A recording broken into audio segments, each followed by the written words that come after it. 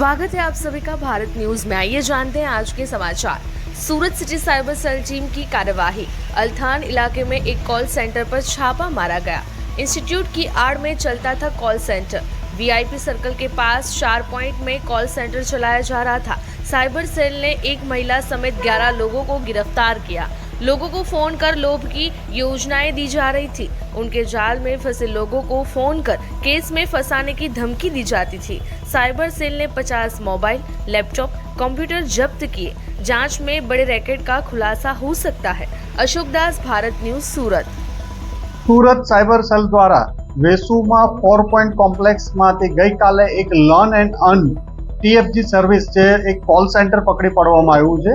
આ કોલ સેન્ટરમાં લોકોને જોબની અલગ અલગ કોર્સ શીખવા માટેના ઓફર આપવામાં આવતી હતી અને જે બેરોજગાર લોકો હોય એને જોબના પોર્ટલ ઉપરથી અલગ અલગ એમના ડેટા મેળવી એમની પાસેથી એક રેડીમેડ વિડીયો અને મોકલી અને અંદાજિત 7,000 રૂપિયા જેવા કલેક્ટ કરવામાં આવતા હતા અને ધીરે ધીરે એ લોકોને એમાં એની ડિજિટલ સિગ્નેચર લેવામાં આવે, એનો ફોટોગ્રાફ્સ બનાવવામાં આવે, એનો ડેટા એનું ફોર્મ બનાવીને એને અમુક 1-2 દિવસ વિડીયો પણ મોકલવામાં આવે।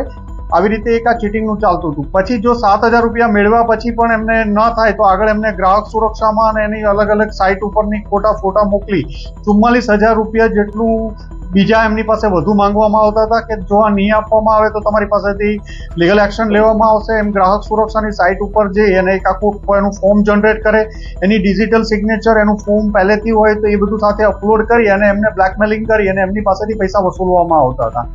આ કોલ સેન્ટર અંદાજિત 1.5 વર્ષ જેવા અંદાજથી આ લોકો ચલાવતા હતા। આમની વિરુદ્ધમાં અગાઉમાં પણ 2017માં એક કેસ થયેલો હતો। આ જે કોમ્પ્લેક્સ છે એમાં મુખ્ય અભય આત્મારામ શારદાની દુકાન હતી। આ દુકાનમાં 2017માં CID ક્રાઇમ દ્વારા પણ રેડ કરવામાં આવી હતી।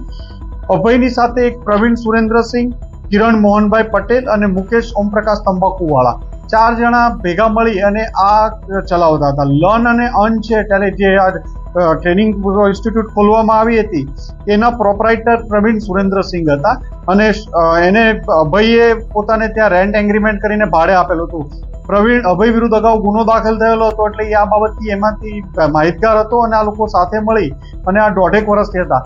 આમાં અંદાજે 50 છોકરાઓ છોકરીઓ બેસાડી અને એમની પાસેથી કામ લેવામાં આવતું હતું। એમાં જેમાં 30 થી 35 છોકરાઓ કે 40 છોકરાઓ છે એમને બેઝિક જે ક્લાસની એમને એવું જે રેગ્યુલર ટ્રેનિંગ ચાલે છે કે આ પ્રોફાઇલ ઉપર કામ ચાલે છે એ જોબ પોર્ટલ ઉપરની એમની પાસેથી ડેટા કલેક્ટ કરીને કામ લેતા હતા। બાકીના 10 થી 12 જણા છે એ આ એક્સટોર્શનનું કામ અલગ ચેમ્બર રાખીને કરતા હતા। એમના બેંક એકાઉન્ટ ડિટેલ મળી આવી છે। એમાં અંદાજે 54 થી 59 જેટલા ફોન સીઝ કરવામાં આવ્યા છે અને એમના ઘણા બધા કોમ્પ્યુટર્સ અને એ બધું પણ સીઝ કરવામાં આમની પાસેથી આવ્યું છે।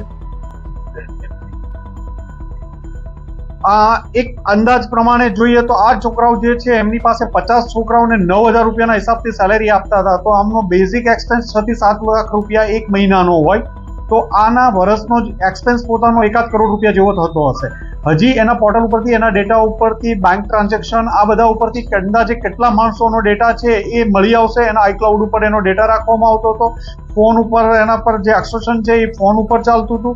તો આ ડેટા બધો મળી આવશે પણ અંદાજિત આ લોકોનું 2 વર્ષનો ખર્ચો 2 કરોડ જેવું ગણી લ્યો। આ લોકો ખૂબ સફાઈપૂર્વક કામ કરતા હતા। ગુજરાત, મહારાષ્ટ્રના લોકોને ટાર્ગેટ નહોતા કરતા। મેક્સિમમ આ લોકોના જે વિક્ટીમ છે એ સાઉથના લોકોના આ લોકો ટાર્ગેટ કરતા હતા।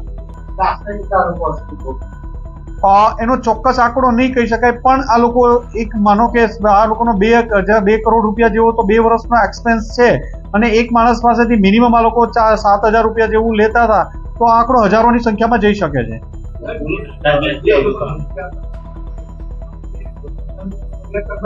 નહીં, એની સાઇટ ઉપર જઈ એનું ફોર્મ બનાવતા હતા, ડ્રાફ્ટ ફોર્મમાં રાખી અને ધમકી આપતા હતા, પછી આગળ એને અલગ અલગ કમ્પ્લેન કરવાની ધમકી આપતા હતા। આ ઓનલાઈન જોબ પોર્ટલ હોય છે એના ઉપરથી આ લોકો